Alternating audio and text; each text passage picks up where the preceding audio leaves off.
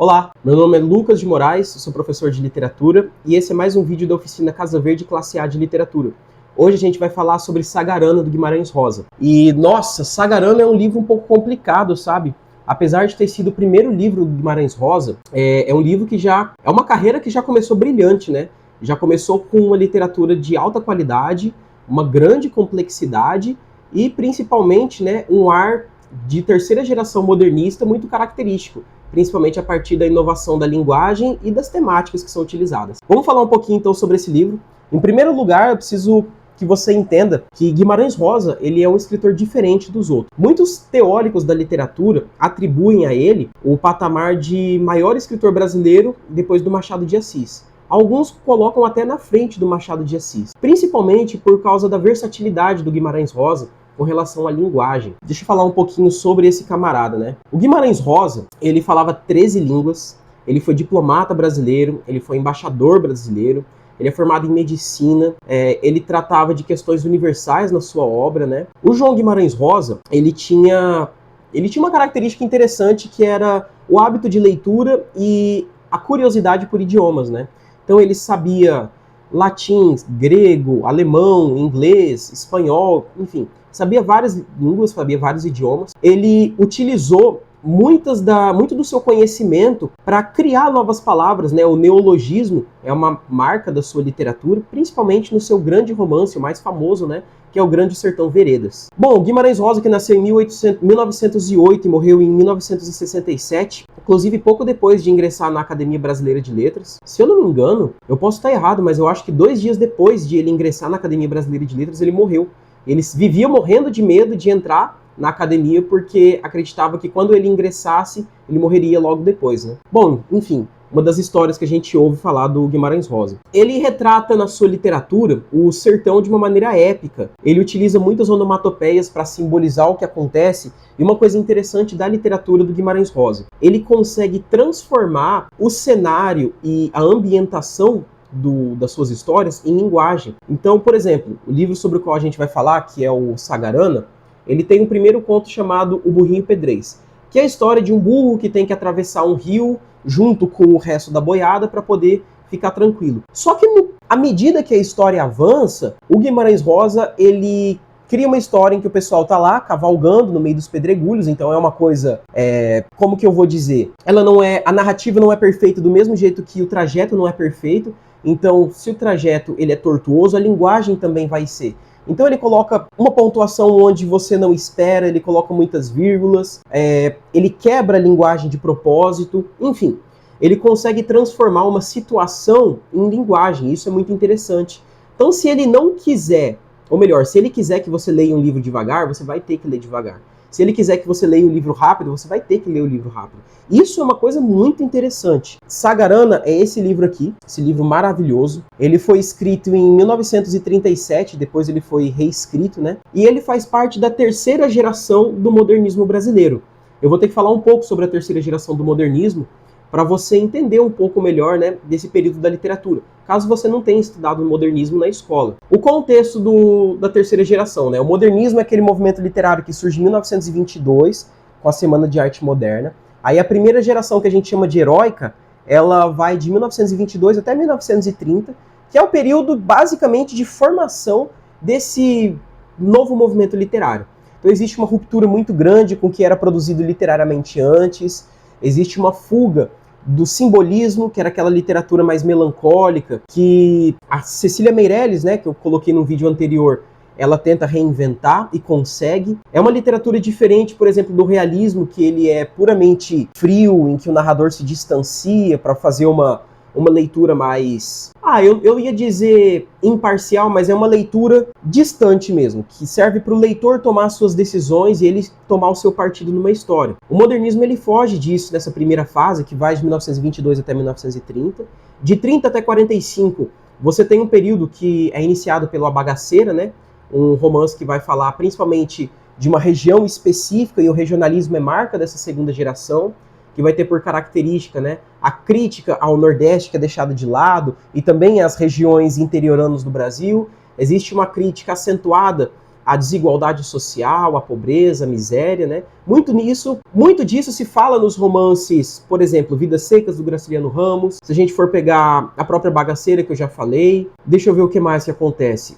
Na segunda geração você tem o José Lins do Rego falando sobre a morte do engenho, né? Que é o fogo morto. Você tem o José Lins do Rego, já falei. Quem que escreve? Érico Veríssimo, né, falando também sobre o sul do Brasil. O Jorge Amado, que fala da Bahia, que fala lá no seu livro... Ai, meu Deus, fugiu. Capitães da Areia. Enfim, por aí vai. Então o regionalismo ele é frequentemente marcado nessa segunda geração, em que a literatura baixa um pouco a bola com relação à linguagem, ela é um pouco mais amena, ela não é tão rica do ponto de vista linguístico, então não existe uma linguagem super rebuscada, do mesmo jeito que se fazia ali no decadentismo, que se fazia no parnasianismo. Então existe uma linguagem um pouco mais simples, que é voltada para um público que não é plenamente formado na literatura, né? Não existe aquela formação integral, a literatura precisa chegar na pessoa, no indivíduo mais simples, e o escritor da segunda geração do modernismo faz isso. Agora, o Guimarães Rosa, não. O Guimarães Rosa, assim como a terceira geração do modernismo, eles tentam utilizar a linguagem ao seu favor. Não para mostrar que eles são escritores maiores do que os outros, como se fazia, por exemplo, no caso do parnasianismo com Olavo Bilac. Pelo contrário, a linguagem ela vai ser utilizada como uma ferramenta para transformar a literatura em algo mais grandioso. E aí eu posso te dar como exemplo, né, vários escritores desse período, mas eu vou focar em 3 principalmente. Já chego a falar deles, né? O contexto é a Segunda Guerra Mundial. Eu falei que a segunda geração durou 15 anos, então vai de 30 até 45. A Segunda Guerra Mundial começa em 39, termina em 45, e aí você tem os movimentos literários que vão falar sobre essa época, né? Existe o Encontro Marcado, do Fernando Sabino, existe o Guimarães Rosa, ele fala sobre isso, né, sobre existir uma possibilidade de não da direita ou da esquerda tomarem os rumos do Brasil e da política como um terceiro caminho, a terceira margem do rio, é um conto que fala sobre isso, né? Existe um esquecimento do Nordeste nessa época, tá? Por que o Nordeste é esquecido? Porque a riqueza e a concentração de renda, elas se voltam mais para as grandes metrópoles, os grandes centros urbanos. E aí cabe mencionar São Paulo, Rio de Janeiro, a gente vai falar... O Rio Grande do Sul vai aparecer, o Sul em geral ele vai aparecer, né? Ele vai começar a enriquecer a partir dessa época. E o varguismo também, né, com muita força, principalmente depois da Revolução lá de 30, por causa desses movimentos de uma política mais aberta e mais voltada para o trabalhador. As características da literatura desse período, elas vão tentar reconstruir o que foi a primeira fase do modernismo. Porque se a primeira fase ela foi meio loucura e a segunda foi muito contida, a terceira ela vai tentar pegar o melhor dos dois. Então, grandes romances vão ser escritos, mas eles vão ser utilizados com uma linguagem não muito amena, como na segunda geração, mas uma linguagem que se arrisca mais.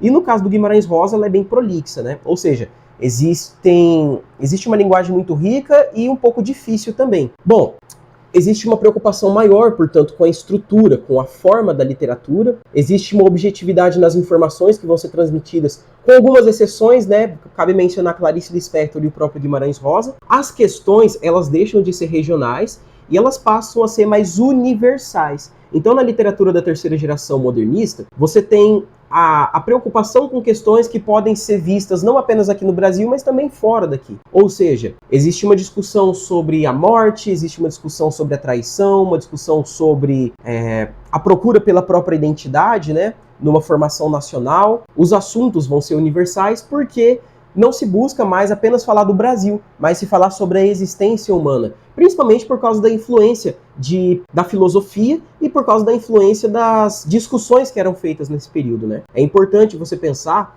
que a discussão política, por exemplo, dessa época, a partir de 45, era uma discussão de alto nível. O que é uma discussão de alto nível? O Brasil ele vai ser industrializado ou ele vai focar mais na agropecuária? O Brasil vai importar tecnologia de fora ou vai construir a própria tecnologia? Então eram discussões diferentes do que era das que são feitas hoje em dia, por exemplo, né? Isso na poesia. Na prosa, você tem uma inovação técnica, você tem a busca por um grande romance, o grande romance brasileiro, ele vai ser escrito nesse período. Existem novas técnicas de escrita que vão ser importadas da Europa, mas a gente não vai se basear nelas para construir a literatura, que nem quando era feito antes. Por exemplo, o Balzac ele vai escrever A Mulher de 30 Anos, ele vai construir um romance que vai discutir a questão feminina, e aí um brasileiro vai tentar refazer isso. Não é isso que vai rolar aqui. Aqui você vai ter a influência, até eu nem gosto de falar da palavra influência, dá para falar de inspiração. Então os brasileiros eles vão se sentir inspirados pelas discussões que aconteciam na Europa e eles vão tentar reconstruir isso de uma maneira tropical, de uma maneira brasileirada, né? E aí é muito legal pensar em como que a literatura brasileira, ela parece ser mais viva, ela parece ter mais vontade de ser escrita do que a literatura europeia. Não sei, por causa do calor, por causa da miscigenação cultural, não sei. Isso aí caberia escrever sobre isso, né? Na prosa, você vai ter uma característica muito legal da literatura que é o fluxo de consciência. O que é o fluxo de consciência? Sabe quando você está confuso ou confusa a respeito de alguma coisa, a respeito de algum problema na sua vida? Por exemplo, tá lá, eu acho que o meu público aqui é adolescente, né? Quando você está tentando escolher qual que vai ser o curso que você vai seguir. Ah, eu quero medicina, ah, eu quero direito, ah, eu quero fazer artes cênicas. Existe uma confusão muito grande bem na hora de clicar qual que vai ser o seu curso, e aí só vem pensamentos desorganizados na sua cabeça, né? O fluxo de consciência é uma tentativa linguística de trazer essa linguagem desorganizada que está na nossa cabeça para a literatura. Quem que vai fazer muito isso lá na Europa? Vai ser um escritor chamado James Joyce, quando ele escreve Ulisses, quando ele escreve um livro muito louco chamado Finnegan's Wake, que eu tenho esse livro, li, mas não entendi nada. Você vai ter a Virginia Woolf, que é uma escritora europeia, também utilizando essa técnica. A Clarice Lispector vai falar muito sobre isso. Eu espero escrever um mestrado a respeito dessa comparação, inclusive. No futuro, quem sabe, né? E os escritores brasileiros também vão trazer isso pra cá. A Clarice Lispector, né, que eu acabei de falar, ela tenta trazer um monólogo interior, que é outra técnica, que é parecida com o fluxo de consciência, em que os pensamentos estão na cabeça. Eles estão mais ou menos organizados, mas não muito. O fluxo de consciência vai ser muito utilizado pelo Guimarães Rosa. A escrita, portanto, ela é heterogênea. O que significa? Hétero é diferente, ou seja, a escrita ela não vai ter algo de comum entre todos os autores, ela vai ser diferente. Você vai ter escritores que tentam escrever de uma maneira mais simples, mas não na prosa e sim na poesia. Então, é um pensamento completamente diferente, por exemplo, do Olavo Bilac da vida, que tentava escrever difícil por meio da poesia. De quem que eu tô falando, né? Eu tô falando de João Cabral de Melo Neto. A escrita é simples e objetiva, só que por meio de versos. Exemplo disso, né, é o Morte e Vida Severina. E o romance enciclopédico vai aparecer aqui também na prosa da literatura da terceira geração modernista. E o exemplo é o Grande Sertão Veredas, do Guimarães Rosa. Eu posso mencionar, eu não sei se dá para chamar de terceira geração modernista, né, que é Viva o Povo Brasileiro, do João Ubaldo Ribeiro, que é um grande escritor também. Inclusive, esse livro foi selecionado em várias edições, né, como várias votações como o grande romance brasileiro, discordo.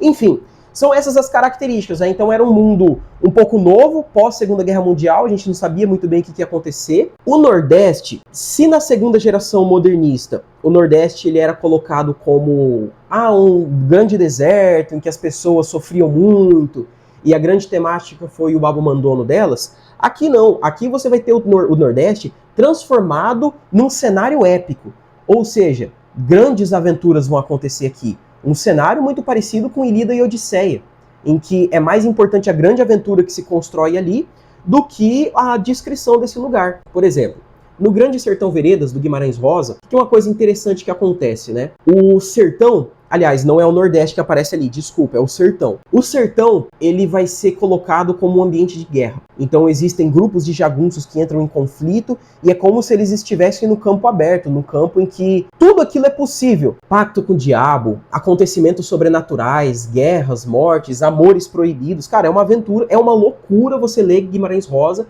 e é mais loucura ainda você ler Grande Sertão Veredas. Uma fagulha dessa aventura e dessa loucura aparece aqui no Sagarana.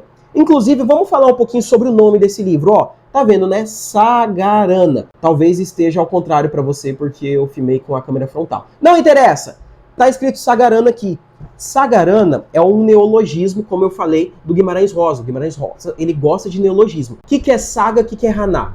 Saga você já deve ter visto quando você leu, sei lá, quando você leu aquelas aventuras de 5 livros, quando você leu Crônicas de Gelo e Fogo, quando você leu Crônicas de Nárnia, quando você leu... Ai, meu Deus! Harry Potter. Qual que é aquele que é parecido com o Harry Potter, que é o Harry Potter da Shopee, né? O Percy Jackson, né? Dá pra pensar em todos esses livros como sagas. O que é a saga? Saga é uma palavra adaptada do alemão que tem a ver com aventura. E o Haná, ou Rana, ele vem do Tupi-Guarani, que significa parecido com. Então, Sagarana é algo como parecido com uma aventura, ou parecido com uma lenda. É como se as histórias que estão nesse livro aqui fossem lendas. Só que ninguém vai falar claramente que são lendas, entendeu? Por quê? Porque você vai deixar no ar, você não vai falar, nossa, aqui é uma lenda do sertão. Não, deixa lá como se fosse, dá uma pista quando vai escrever o nome, e aí você entende o que acontece ali. Esse livro, deixa eu ver se tem mais alguma coisa para falar sobre a terceira geração do modernismo, antes de falar sobre o Sagarana. Os grandes escritores da terceira geração são o João Cabral de Melo Neto, escreveu Morte e Vida Severina, era muito preocupado com a forma, preocupado com questões existenciais. Dá para pensar na Clarice Lispector, que é uma grande escritora que ela tem origem judia, nasceu na Ucrânia, escreveu grandes obras como, sei lá, A Hora da Estrela, A Paixão Segundo GH, Laços de Família, Perto do Coração Selvagem, enfim, só obra-prima. Também discutia questões existenciais, ou seja, temas universais que podem ser entendidos não apenas por um brasileiro, mas também por um cara lá do outro lado do mundo. E tem o Guimarães Rosa, que eu já falei sobre ele, né? Bom, vamos falar então sobre o Sagarana. Sagarana é um livro que começou a ser escrito em 37 e terminou de ser escrito em 46. Por quê? Porque o Guimarães Rosa ele tinha uma ideia muito bonita sobre a escrita. Se eu não me engano, foi o Quintiliano que falou sobre isso, mas eu posso estar errado, tá? Que quando você escreve um livro, para você não ser muito pego pelo fogo de, nossa, acabei de escrever minha narrativa, ela deve estar incrível, ele sugeria que você escrevesse e mantivesse o livro longe por algum tempo. O Guimarães Rosa, ele deixou o livro alguns anos longe dele. Ele deixou quantos anos? 7, 14, 15, 16? Acho que ele deixou 7 anos longe, deixou lá na gaveta, engavetado. Depois ele voltou, pegou o livro. Originalmente havia 12 novelas no livro. Eu não vou chamar de conto, porque ele é muito grande para ser um conto. Eu vou chamar de novela, então. Se bem que o conceito de conto e de novela é muito nebuloso, é muito parecido. Hoje, meio que tudo é conto, tudo é novela. Dá para saber o que é um conto, mas não dá para saber até que tamanho que ele vai, tá? Enfim, não sei se isso é muito importante, se isso vai cair no vestibular. Mas se cair, eu optaria mais por chamar de novela do que por chamar de conto. Embora, como eu disse, né, isso não seja certo e não dê para eu bater o martelo a respeito dessa questão. Depois que o Guimarães Rosa vê aquele livro lá parado por muito tempo, ele revisa o livro, ele reescreve algumas coisas, ele apaga algumas histórias, e todas elas têm uma coisa em comum. O que tem em comum entre os contos do Guimarães Rosa? Primeiro, todos eles se passam no sertão, todos eles têm aquele lance de vaqueiros, um mundo meio rudimentar, não existia muito contato com uma grande urbanização. O que mais que eu posso ver nesse livro? O Guimarães Rosa, ele opta por uma linguagem difícil, então não espere se deparar com moleza para ler o Sagarana. Grande Sertão Veredas também, mas a gente está falando sobre o Sagarana.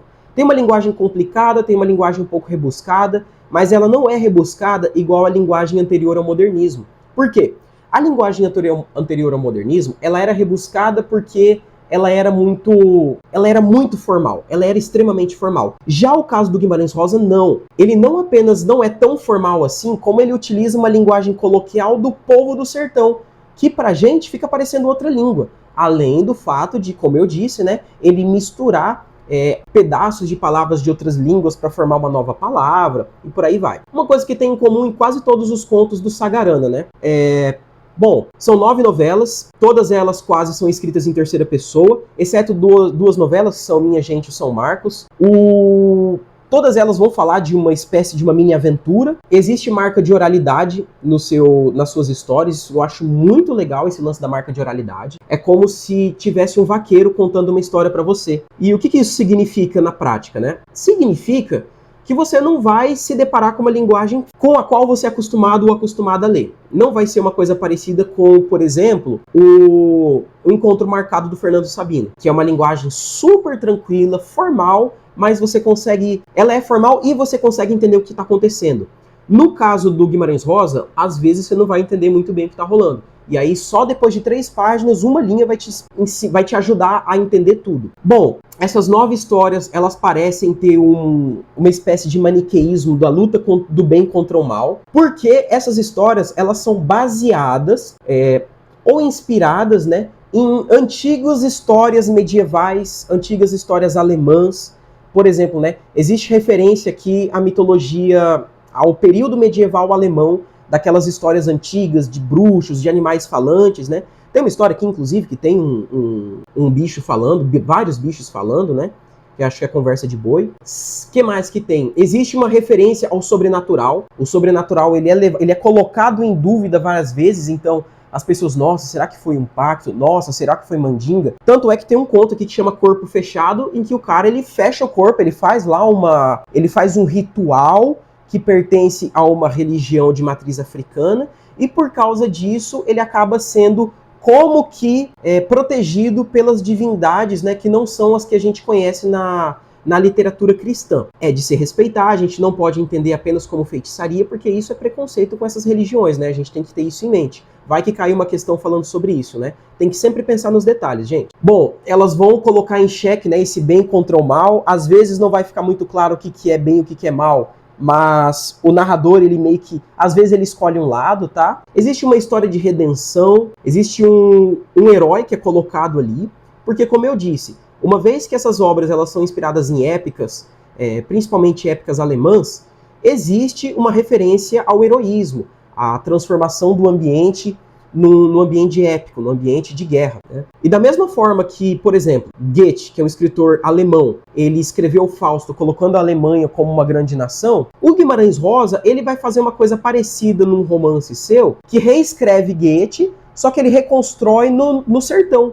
Então o sertão vai ser colocado como ambiente épico. É um pouco parecido com o que se fazia no romantismo. Só que enquanto o romantismo utiliza a nação brasileira para fazer com que ela se torne algo heróico, o Guimarães Rosa vai fazer isso com o sertão, sem necessariamente falar do Brasil, tá? Então ele cria um ambiente ali que é como se não existisse. Vamos falar sobre essas obras. Esse vídeo ele vai ser um pouco menor, eu espero, porque à medida que a gente vai avançando nesses vídeos, eu quero também diminuindo, fazer todos os 9 vídeos de 1 hora, porque você pode cansar. Então eu vou diminuindo, transformando em algo mais enxuto, tá? O Burrinho Pedrez é uma história sobre um asno, um burro chamado Sete de Ouros, que já teve vários outros nomes, que ele é escolhido para servir de montaria, né, num transporte de gado. Existe no meio dessa história, é interessante, porque a todo momento muda-se de assunto.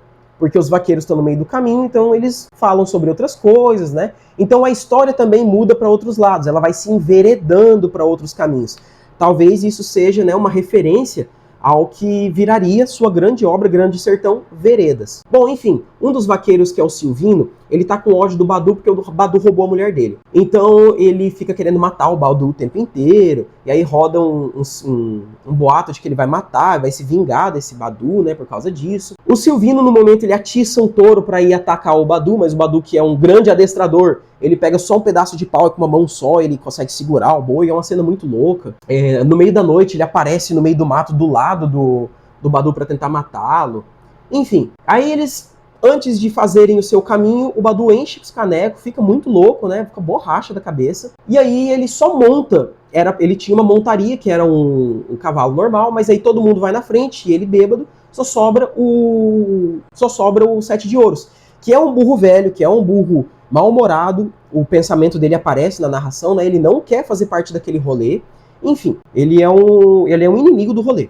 E aí anoitece, o Silvino revela pro irmão dele um plano de matar o Badu. Só que aí quando eles vão atravessar um córrego, que é o córrego da fome, no meio da cheia, né, tem uma cheia daquele córrego, e aí todo mundo vai atravessar e ninguém consegue. Aí entra também muito do conhecimento popular, que é algo constante nessas novelas do Guimarães Rosa. O conhecimento popular diz que burro, quando atravessa rio, ele só dá um passo quando ele sabe o que está acontecendo. Então, enquanto tá todos os vaqueiros, os cavalos se afogando, o Sete de Ouros é o único que consegue ali, ó, fecha a cara e consegue andar certinho. Enquanto isso, o Badu nem tá entendendo o que tá acontecendo, tá praticamente, né, desmaiado ali nas costas do burrinho. E aí ele vai continuando. E aí quem que se salva dessa travessia? O Badu, que estava em cima dele, e o chefe do Badu, que é o Francolin, que tinha organizado toda aquela travessia. E aí, uma vez que ele tá perdido lá na água, que ele perdeu a sua montaria, ele consegue ver que o Sete de Ouros é o único que tá em pé ali, ele pega no rabo, consegue se segurar, e aí ela é levada até a margem. Essa é uma história de superação, é uma história da luta, né, do overcome que acontece, né, do Badu e do Sete de Ouros, que eles são humilhados durante todo o tempo. Ah, você é um bêbado, não vai conseguir fazer nada, vai morrer pro Silvino. E os outros falam, ah, você é um burro idiota, que não vai conseguir nada também, é um fracassado, vai acabar morrendo afogado. E aí acaba que ele consegue superar isso. Então existe um momento crucial em todas as novelas do Guimarães Rosa, nesse livro, um momento, né, determinante, Nesse caso é a travessia do burrinho, né? E fala sobre o que eu vou pensar? Fala sobre um homem que é grande, que ele é grandioso, e existe um resumo de toda a trajetória da sua vida em um momento só. Tá? No Sagarana, existe aquela história que parece ser uma lenda. Então, é como se você estivesse ouvindo de um tio, de um avô, aquilo que está acontecendo. Deixa eu ver se tem mais alguma característica para mencionar. Tem muita coisa, né? Mas eu estou tentando pensar alguns elementos daqui. A gente pode pensar nos limites desse individualismo, né? Que ele também é marcado como um coletivo que vence a ideia individual, do burrinho que consegue salvar todos e se torna um herói improvável, né? O herói, eu gosto da história do herói improvável, eu acho bonito. Tá, beleza. A próxima novela, ela é um pouquinho menor e se chama A Volta do Marido Pródigo. Ela me pareceu ser menor, não sei se é porque tem menos coisa acontecendo, mas é bem simples. É sobre o Eulálio, acho que é Eulálio, agora eu não sei se é Eulálio de Souza, mas enfim, é Eulálio alguma coisa Salantiel, ou Lalino, que é o apelido dele. Ele é um cara sem vergonha, ele parece muito Macunaíma. Então ele não trabalha, ele engana todo mundo, ele é um mulato ali, né, sem vergonha, esperto. Bom, ele é um cara que tem esposa, ele tem uns amigos, ele trabalha lá no interior de Minas, aí fala um pouco sobre os espanhóis que chegaram no Brasil tentando trabalhar aqui. Ele é um cara meio mulherengo. Numa dessas, ele percebe que o espanhol tá se engraçando com a mulher dele, mas ele não se importa muito com isso, porque ele vê nas revistas que tem uma mulherada bonita lá no Rio de Janeiro. O que ele faz? Junta tudo a sua grana e pro Rio de Janeiro. No que ele vai ele vai lá, vive de esborne, ele vive na bagunça, né? Se aproveita do que tem das benesses do Rio de Janeiro, da urbanização. Isso não aparece muito, não é descrito no livro, né? Tô parecendo um louco com esse cabelo, mas o livro é louco também, então tá tudo bem. Ele junta dinheiro, vaza, depois ele volta, depois de algum tempo, depois de acabar o dinheiro dele, ele volta e para conseguir conseguir o controle da sua vida de volta, ele percebe que, por exemplo, o espanhol tá com a sua esposa, e aí ninguém quer mais ver ele trabalhar lá, porque tira ele de vagabundo, não sei o quê. E ele consegue fazer todo um rolê para eleger um cara importante lá da cidadezinha e fazer com que ele volte ao trabalho dele. Aí ele volta pro trabalho, volta pra esposa, faz com que os espanhóis sejam enxotados lá do sul de Minas, e aí a vida volta ao normal. Então é sobre um cara esperto, sobre um cara que consegue, né, subterfúgios para sobreviver e para conseguir suas vantagens pessoais. Bom, deixa eu ver se tem mais alguma coisa para falar. Acho que é isso mesmo. Tá, próxima novela, Sara Palha. Sara Palha é uma história legal que fala sobre a maleita, né, que é a malária, que atinge o sertão ali de Minas Gerais. E também existe um pouquinho de crítica, de falta de Estado nesses lugares, né? Não tinha um hospital, não tinha um lugar para tratar das pessoas, então elas eram recomendadas a abandonar os vilarejos completamente, porque mesmo que você se curasse com remédio, você voltaria a ter a doença da malária, por causa do mosquito, né? É o Aedes aegypti que ataca também, que passa malária? Ou não? Minha ajudante, Érica, é o Aedes aegypti? Cara, eu acho que é, mas não é. Não é o Aedes aegypti? Tá, depois você me fala se é ou não. Enfim, vamos continuar aqui. A história é sobre primos, o primo Ribeiro e o primo Argemiro. Os dois são muito camaradas e os dois meio que foram deixados para morrer nesse vilarejo que foi abandonado por todas as pessoas por causa da malária.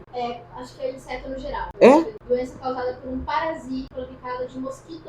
Perfeito, então não é só o Aedes aegypti. Obrigado. Bom, continuando a história, então, insetos que têm malária passaram malária pro pessoal lá desse vilarejo, eles tiveram que vazar de lá. E daí, essa história que conta sobre os dois primos vai falar sobre um deles que tem um segredo. Qual que é o segredo? Bom, o Ribeiro, ele tinha uma esposa muito bonita, que era eu acho que é Luísa o nome dela, isso, acho que é Luizinha. E ela teve que vazar de lá também, abandonou o Ribeiro porque ela achou um cara melhor e, enfim, fugiu, aproveitou a situação, vazou, né? E aí estavam deixados os dois, que, enfim, eles ficam apenas falando sobre as suas últimas vontades, os últimos desejos, reclamando. Fala-se muito, descreve-se muito, né, a situação deles tossindo, vomitando, tremendo. É uma coisa muito louca. Bom, pro Ribeiro, a dor maior vem do fato dele ter sido abandonado, né, pela Maria Luísa, que fugiu contra o homem. Durante essas conversas, o Argemiro, ele tem que confessar um negócio. E qual que é a confissão? Ele também era apaixonado pela mulher do Ribeiro. Olha só o primo sem vergonha, né? E aí, só que ele fala com muita educação. Eu tenho que te confessar um negócio e tal. Ele, o que é? Lá, eu também fui apaixonado pela sua esposa. Eu a amei, eu gostei dela e tal. E aí você pensa, pô, tá no momento de morte ali, os dois abandonados, vai acontecer uma coisa legal, né? Ele vai, não, tudo bem, a gente foi deixado aqui pra morrer, agora não dá pra fazer nada. Vai embora, vai embora. Aí o Argemiro, não, mas sou seu primo. Vai embora, irmão. Vai embora. E aí ele fica meio, não, mas eu confessei um negócio porque eu pensei que você ia... Vai embora. E ele manda vazar. Aí a história termina com o Ribeiro, aliás, o Argemiro abandonando o sítiozinho que eles estavam, porque o sítio era do Ribeiro. E aí o Argemiro tem as últimas cenas dele abandonando, ele começa a delirar por causa da febre, por causa da malária. E aí ele cai no chão e ele... Enfim, tudo dá a entender que ele morre e que o Ribeiro também morre por causa da malária. E aí eles desfazem essa amizade, né? Por causa dessa expulsão que acaba com o Ribeiro decepcionado com o Argemiro. E é isso, Sarapalha, é isso aí. Aí tem o duelo. O duelo é uma história muito louca de perseguição. Qual que é a história que se passa aqui? Bom, você tem o Turíbio Todo. Turíbio Todo tem esposa, acho que é Silvana ou Silviana. Um dia, o Turíbio Todo, que é vaqueiro, ele falou, eu não vou dormir em casa porque eu tenho que fazer não sei o quê. Eu tinha que trabalhar. E ele desiste de dormir fora. Quando ele chega mais cedo em casa, o que acontece? Ele vê a esposa dele com o Ricardão. Não o Ricardão, na verdade é com o Cassiano Gomes. Quando ela vê com o Cassiano Gomes, ele a vê, em vez de ele tentar matar e dar uma de homem bravo e não sei o que, vou me matar, não. Ele tem um plano. O plano dele é deixar os dois lá, aí ele se esconde, deixa a mulher terminar tudo lá, aí ele volta no horário que era pra ele voltar, trata a esposa muito bem, não sei o que. Até porque isso descreve lá na história, ele não é de bater em mulher, ele não faria nada com uma mulher. Então ele vai se vingar do homem. E aí o que ele faz? Ele vai lá matar o Cassiano. Ele fica de tocaia na casa dele, e aí ele percebe um homem na frente da casa, de costa, parecia o Cassiano, pô, mata! Porque ele não ia matar o Cassiano na hora, porque o Cassiano é ex-militar. Então ele poderia muito bem, né, no mano a mano, perder pra esse cara. Então ele atira de longe, acerta a nuca do cara. Falou, não, beleza, fiz meu serviço, agora eu vou dar um sumiço, né, subir por algum tempo, e quando eu voltar, eu vou me ligar aqui, vai dar tudo certo, eu vou conseguir desenrolar a situação. Bom, ele descobre no meio do caminho, antes de fugir, que ele não matou o Cassiano, ele matou o irmão do Cassiano. Puxa vida! E agora, como é que ele vai fazer para resolver a situação? Cara, ele vaza. Só que o Cassiano resolveu vazar também e ir atrás dele. Ele vai atrás e aí vira um gato caça-rato e vice-versa, né? Porque volta e meia o Turíbio Todo tá correndo atrás do Cassiano, às vezes o Cassiano tá atrás do Turíbio Todo, e você sabe que os dois têm razão, porque um traiu o outro, mas o outro matou o irmão dele, enfim, não se resolve essa situação. E aí o Cassiano, ele começa a sofrer do coração, porque ele tem problema no coração mesmo, né? E aí ele para um pouco de fazer essa perseguição, ele vai para um vilarejo chamado Mosquito. Nesse vilarejo, ele fica amigo de um cara que é um cara chamado Timpim 21, que é um cara simples e tal, precisa de uma grana. Ele acaba recebendo uma ajuda do Cassiano para comprar remédio para a família dele. O Timpim 21, então, ele precisa de dinheiro para comprar remédio para a família, e aí ele vai, o Cassiano compra, né? E aí, em troca, ele pede que ele dê fim, que ele mate o Turíbio assim que ele encontrasse o Turíbio Todo em algum lugar. Aí, beleza, o que acontece, né? O Cassiano, ele morre, depois o Turíbio fica sabendo que ele morre e ele volta para Minas, que ele estava lá em São Paulo. Quando ele volta para casa da Silvana, quem que ele encontra? Ele encontra o Timpim. O Timpim, uma vez que ele vê o Turíbio, né, e vai retribuir o favor que fez com que a sua família se salvasse, ele cumpre a promessa e mata o Cassiano. Essa é a história de vingança, né, duelo, que acontece entre o Turíbio Todo e o Cassiano. É uma história muito interessante, fala sobre as perseguições, fala sobre essa luta entre um que tem razão, mas o outro que tem razão, enfim, todos têm razão nessa história. O próximo conto, ou novela, é o Minha Gente. Minha Gente fala sobre um inspetor escolar que ele visita a fazenda de um tio, que é o tio Emílio, lá no interior de Minas Gerais. E aí ele encontra a Maria Irma, que é uma namoradinha de infância, aí ele tenta retomar essa aventura amorosa, né?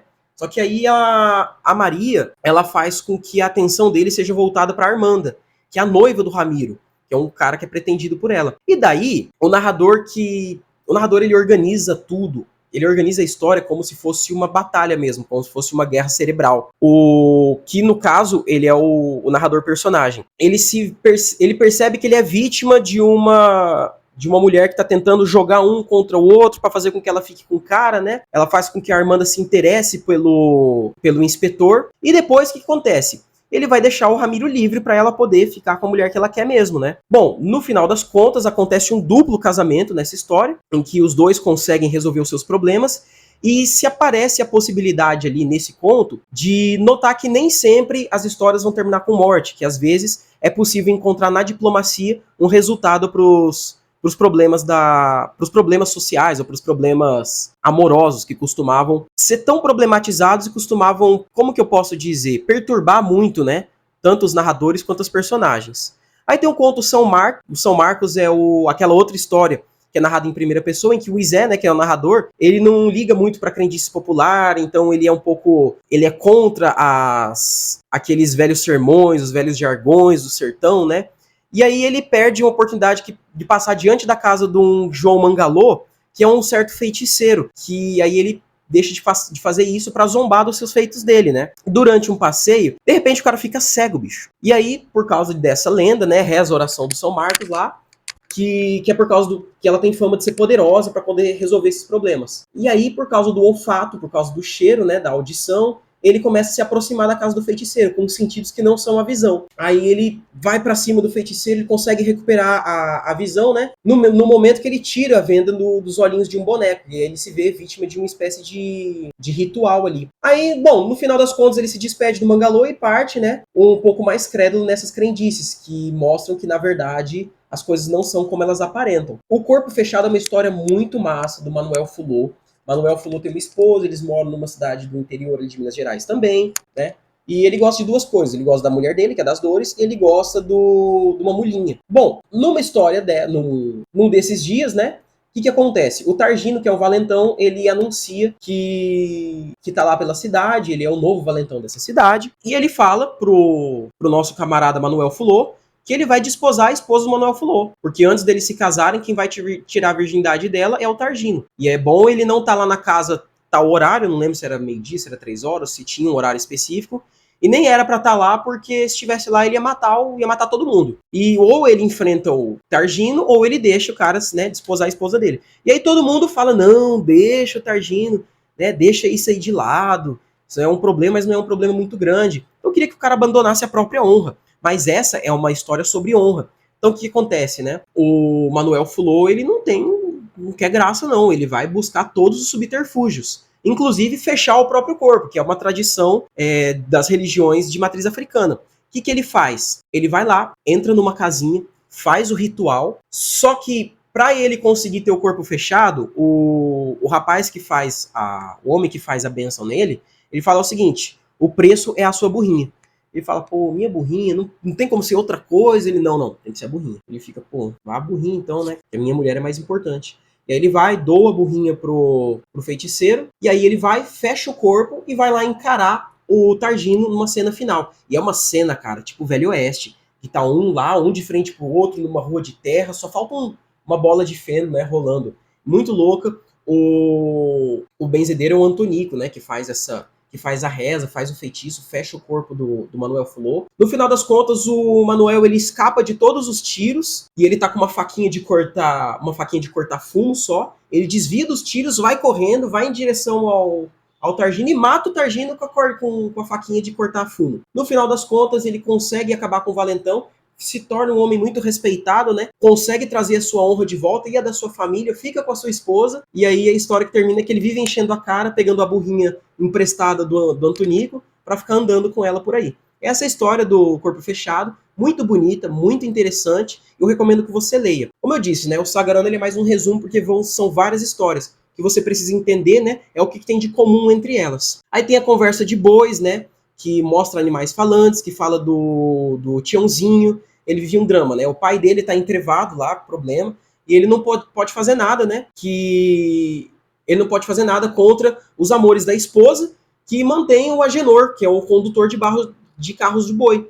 Então fica naquele negócio, ele não consegue falar com o seu pai, ele não consegue mexer esse imbróglio, né? No final das contas, quando o pai dele morre, o Tiãozinho consegue ajudar a transportar um carro para um cemitério próximo com outras mercadorias, né? Nesse caminho, o Agenor ele fica meio que prenunciando a vida que o menino vai ter no futuro, né? Agora que vai estar sob as ordens dele, na condição de padrasto. E aí o Agenor ele é bem cruel com o filho dele, ele é bem cruel com o seu afilhado, né? Inclusive ele faz isso com os outros bois. A história é narrada pelos bois, né? Eles ficam contando essa história. E aí eles se comunicam, eles ficam meio que numa de como que eles vão matar o Carreiro, né? Eles ficam se articulando. É um negócio bem parecido com Revolução dos Bichos, só que, assim, com todo respeito ao George Orwell, mas ele não tem a tinta na caneta, na pena, que o Guimarães Rosa tem. Nenhum brasileiro, nenhum inglês, nenhum ser humano tem.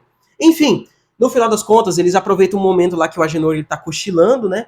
E eles começam a sacudir o carro de boi, que começa a vacilar. E aí derruba o cara, passa a roda em cima do cara. O tiozinho entra em pânico, se desespera, enquanto os bois ficam lá comemorando e lançando os berros. É assim que termina ali o Conversa de Bois, que é meio que uma tentativa de revolução e de justiça que é feita dos animaizinhos lá da fazenda contra o Agenor e também pela honra do guri que perdeu o padrasto, né? Para um homem que é... Bom, enfim, que é um homem que é um tirano. E aí a história termina com a grande história, a grande novela, A Hora e a Vez de Augusto Matraga, que é uma história maravilhosa. É sobre o Augusto Esteves. Você já assistiu... Qual que é o nome do filme O filme do Leonardo DiCaprio, que ele ganhou o Oscar? Eu só lembro o nome em inglês. Ai, meu Deus do céu. Que momento que é? São 9 minutos. Tem um filme com Leonardo DiCaprio chamado O Regresso, que lembra muito o começo dessa história. Mas não por causa do enredo e dos personagens, mas por causa de um momento trágico que acontece ali. O Augusto Esteves, ele é um fazendeiro, ele é um crápula, ele é um cara violento, que bebe, que pega a mulherada, que não tá nem aí pra família dele. Gasta o dinheiro dele, né, com jogo, com prostituta, né, maltrata a Dionória, ele despreza a filha dele, enfim, ele é o pior tipo de ser humano que você pode imaginar. E aí, ele sempre enfrenta os opositores quando ele tá de bando, então ele é um cara meio covarde. Aí ele chega os capangas e manda matar, e manda bater, enfim. Chega um momento que a esposa dele fica de saco cheio, foge com outro cara, e os empregados abandonam, porque eles estão com o salário atrasado. O que o cara faz? Ele vai lá, ele percebe que os funcionários vão para a fazenda vizinha, que é uma fazenda que paga os funcionários, porque ele pagaria os funcionários para matar a esposa e o outro cara, eles não fazem isso, fogem, e ele fica completamente abandonado. Ele vai lá tirar satisfação, querer bater nos antigos funcionários, o que acontece? Ele toma uma surra dos antigos capangas, fica desacordado, ele é atacado de um barranco e é dado como morto. Isso aí lembra aquela parte do Regresso em que o Leonardo DiCaprio ele sai na briga com os... Ai, meu Deus. Com o urso. E aí o urso acaba com ele, né? Deixa ele todo estrupiado, ele consegue sobreviver. Que é o que acontece com Augusto Matraga. Ele sobrevive, né? Ele é encontrado por um casal de mulatos que está andando lá de perto do barranco. Só que, diferentemente da história do Regresso, em que o Leonardo DiCaprio vai buscar sua vingança como o homem que o traiu, ele vai, na verdade, mudar de vida. Ele começa a melhorar, começa a ficar mais saudável, e ele começa a refletir sobre a sua vida e pensar nas coisas que fizeram ele chegar até lá, né? Aí ele se recupera e, em vez de buscar vingança e voltar lá pra fazenda e querer matar, não. Ele muda o comportamento, cara. Ele passa a servir esse casal que o salvou, ele trabalha arduamente, né?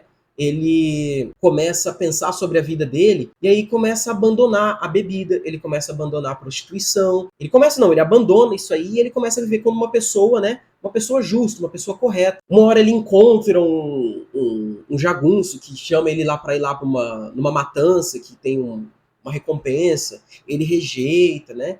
Ele fica lá num lugar chamado Tombador, esperando o seu momento, né? Chega uma hora que entram uns caçadores lá, né? Que eles vão fazer um mal para a família lá dentro daquela cidade. Ele sente que chegou a hora de conseguir, né? De finalmente agora é minha hora de colocar toda a minha raiva de volta. Mas aí ele fica tranquilo, né? Ele abandona. Só que aí quando aquele bando sai da cidade, ele fala, não, acho que agora é hora de ir atrás e me deparar com eles. Aí ele vai atrás do Joãozinho Bem, que é o líder desse bando, e aí ele tem um embate com o Joãozinho Bem. É uma sangreira, é uma última cena incrível, uma guerra, uma porcalhação, e tiro, e facada, e gente morrendo, mas no final das contas, ele acaba conseguindo alcançar o seu objetivo, que era encontrar a sua hora e a sua vez. Ou seja, o momento em que o destino ia falar, não, agora é a hora de você lutar até a morte. Ele luta contra o Joãozinho Bem, que é o líder desse bando, ele vence, mas ele também é ferido de morte, e assim acabam os dois.